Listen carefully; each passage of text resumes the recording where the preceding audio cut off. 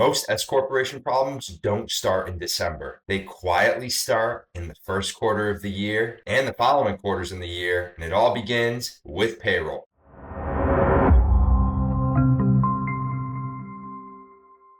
What's up, guys? Mike back at it again, CPA, tax strategist, alongside Andrew D'Amico, my partner at Ledgerly here, giving you the latest and greatest when it comes to tax strategy, tax compliance, and all things accounting as it relates to you and your business. So we love putting these videos together for you. So I hope you love them just as much as we do. So make sure you hit that subscribe button and stay tuned for weekly videos just like this one. So let's zoom out. We're talking about Q1 payroll. In full disclosure, yeah, we're talking about Q1 payroll today. However, this is applicable for Q2, Q3, and Q4 payroll as well. So everything that we're going to be talking about today for Q1 payroll is also going to be applicable to the other quarters of payroll as we move down the line. Cool. So let's zoom out for a second here. When the IRS looks at S corporations, the biggest piece of the pie is payroll, reasonable compensation. Not because payroll is complicated, but because they want to make sure that they're getting their bite at the apple when it comes to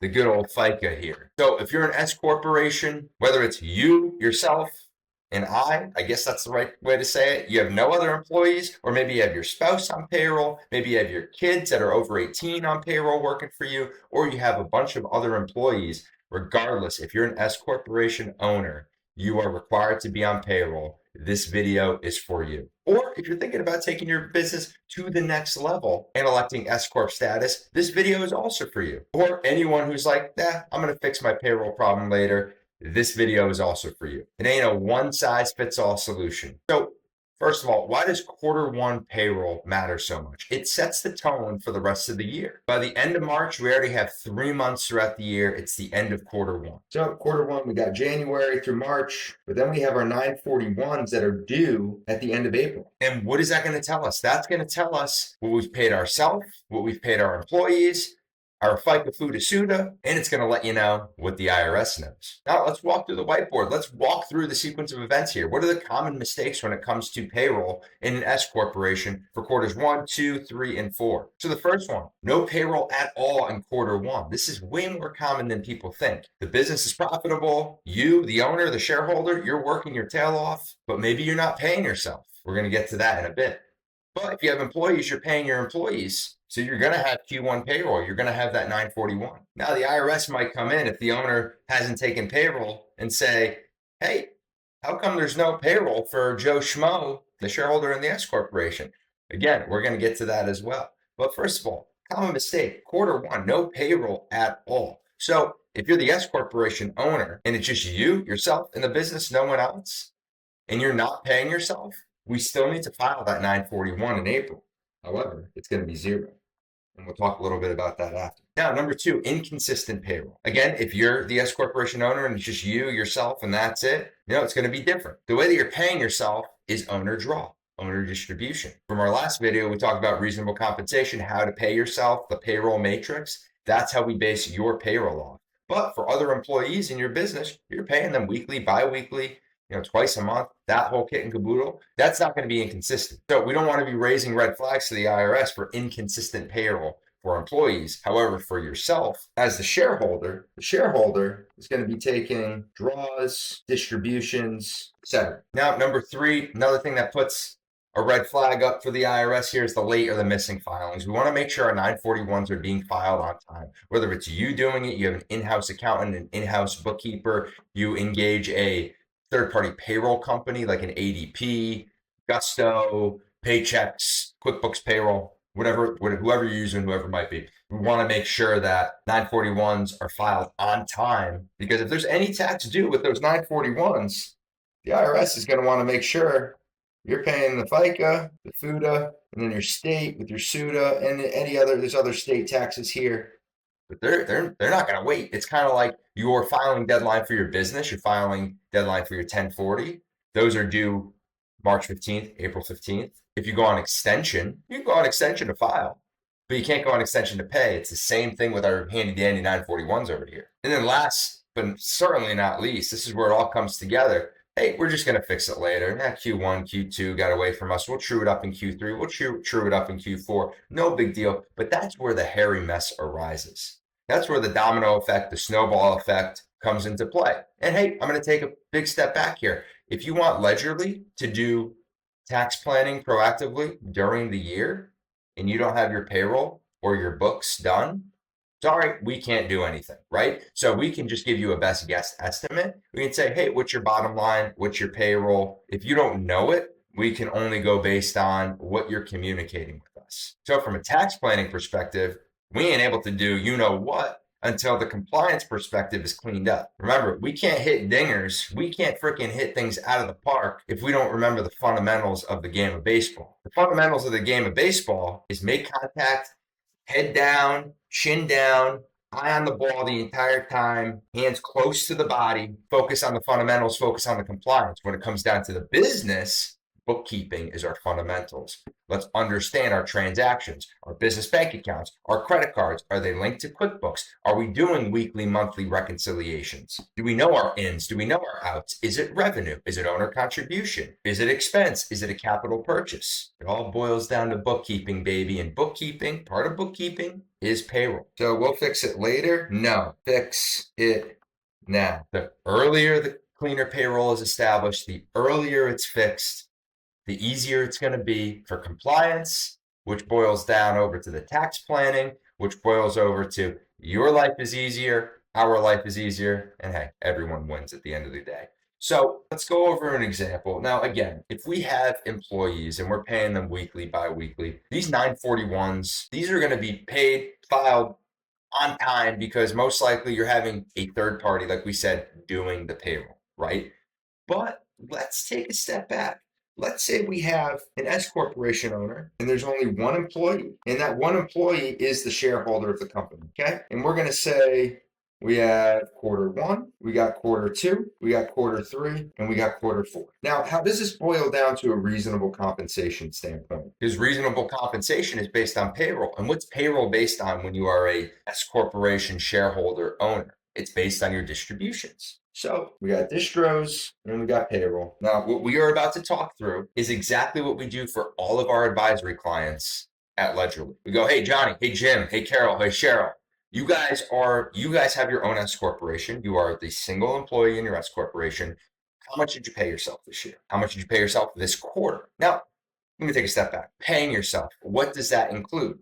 Okay, well, we're going to go distros star here. And then below here, we're going to put the definition of distros, distributions. These are for personal items. These are your federal income tax, your federal estimates, state estimates if you're paying it at the personal level, at the 1040 level, not PTE. The PTE payments, the PTE are the pass-through entity tax payments. That's a tax deduction for your S-Corp. That's the whole SALT workaround, which we've talked about in other videos. So rule of thumb, your distributions are the money that you're taking out to pay for your personal expenses. Now, the other topic for other videos that we've done, the accountable plan, the Augusta rule. So you basically take the money out to make those payments personally. Then, hey, percentage of home office, percentage of auto, percentage of this, percentage of that. That's actually business. We put it back into the business, which basically increases your equity, it decreases the distributions. But for the top, what we're talking about is the money you're taking out right now for payroll purposes, not the money that you're putting back in for personal items that are business related. So money you're taking out, your distributions to pay yourself personally. Okay. So let's say, hey, let's say Johnny took out $20,000 in quarter one. Okay. We're not following the payroll matrix. We're not using reasonable comp. We're not talking about reasonable comp in this video. We're talking about our quarterly payrolls. Okay. So, hey, Johnny, you took out $20,000 to pay yourself this quarter. All right. So maybe we'll do 10,000 of payroll. So then what happens is that 10,000 goes on to 941. We do our 941. We do our payroll quarterly, state level, federal level. Cool. Now he's going to pay payroll tax on the 10,000, not the 20. All right, Johnny. Quarter one. Cool. You took 20,000 out to pay yourself, 10,000 allocated payroll. ADP does it. We tell, hey, we're doing a manual after the fact payroll check. You're going to pay the FICA Food Suda on the 10,000. Great. They file it on time, end of April. Handy dandy. Love it. Quarter two. All right, Johnny, how much did you take out? Mike, kind of a down quarter. I was only able to take 10,000 out. Okay, 10,000 of distros, and then we'll say, all right, let's do 5,000 for payroll. Now, again, this is assuming you are the single employee in your S corporation here. Now, let's say you had 10 other employees. You're still going to pay those 10 other employees weekly, biweekly, whatever it might be, monthly. But for you as the S corporation shareholder, it does not change for you. You take distributions. You go via the way of the distribution. You take money out of the business account as distributions. You don't go on weekly, bi-weekly payroll. Now, there are some S corporations that we do have that like to go on that weekly, bi-weekly payroll, and we true it up at the end of the year. We say, go off payroll, take a distribution now, or hey, you got to take a bonus because you've already taken too much in distribution. Rule of thumb, S corporation owners, you're on payroll, but you pay yourself by distribution, and then we true it up at the end of the quarter like we're talking about here. So 10K, quarter two, that means $5,000 we're going to 941 for good old Johnny here. All right, quarter three. Mike, I'm really hurting. I couldn't take anything out. I took no distributions. Zero. No. Zip. Like Uncle Baby Billy and Righteous Gemstones. No money goes to me. It's all tied up in the not-for-profit. So if there was zero distributions, then there's zero payroll. However, we still need to file a 941, a zero for you. Now, again, you have other employees, you're still filing a 941 with their wages for the quarter. Cool. But for yourself, zero, zip, no. There is no payroll FICA requirement on $0 of money that you took out. So the filing requirement is still there. There's just going to be no payroll tax, right? So keep that one in mind. Keep that in the back pocket. If you don't pay yourself in the quarter, heck, if you don't pay yourself for the entire year, you still got to file 4 941s. I'm hoping you have a W-2 job, or you might be money laundering or something, or I don't even want to know about it because I ain't going down with you. Anyways, if you don't pay yourself anything during the year, you have zeros across the board, you're throwing complete game shutouts with zero, all right? There's no payroll tax requirement, right? On $0, because 0 times something is 0. However, we still have to file the 941s across the board and your 940 at the end of the year, 941. Okay.